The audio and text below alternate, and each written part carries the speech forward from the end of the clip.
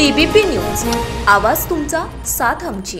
मुंबईत होल्डिंग कोसळलं आणि अनेकांना जीव गमवावा लागला। त्यानंतर प्रशासन जागं झालं आणि अनधिकृत बेकायदेशीर होल्डिंगवर कारवाईचा दणकाच उठवला जात असतानाच पुणे सोलापूर महामार्गावरील गुलमोहर मंगल कार्यालयाजवळ होल्डिंग कोसळलं आणि अनेक गाड्या आणि घोडा जखमी झालाय। त्यानंतर जागा मालक आणि होर्डिंग ज्यांना लावलं त्याच्यावर गुन्हा दाखल करण्यात आलाय। असेच अनेक अनधिकृत होल्डिंग पुणे सासवड रस्त्यावर पाहायला मिळतात। हडपसर पासून सासवड पर्यंत अनेक ठिकाणी रस्त्यावर आणि बिल्डिंगवर मोठमोठे होर्डिंग लागलेली असून त्यातील बरेचसे होर्डिंग हे अनधिकृत आणि बेकायदेशीरपणे लावलेले आहेत। येणाऱ्या पावसाळ्यात वाऱ्यामुळे अनधिकृत होर्डिंग पडण्याची दाट शक्यता असून या अनधिकृत होर्डिंगवर कधी कारवाई होणार हा प्रश्न नागरिकांनी विचारलाय। उरुळी देवाची फाट्यानजीक तसेच एका हॉटेलच्या जाहिरातीसाठी लावलेला मोठा बोर्ड पावसानं पडलाय। दिवेघाट आणि घाटाच्या वर तर अनेक मोठमोठे होर्डिंग रस्त्याच्या कडेलाच लावलेले आहेत। या होर्डिंगमुळे मोठा धोका होण्याची शक्यता नाकारता येत नाही।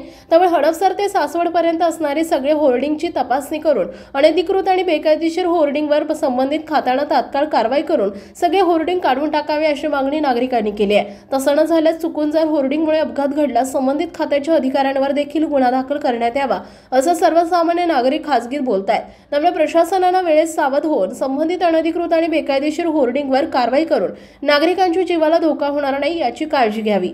आपल्या भागातील महत्त्वाच्या आणि ताज्या बातम्या पाहण्यासाठी आजच टीबीपी न्यूज चॅनलला यूट्यूबवर सबस्क्राइब करा आणि बेल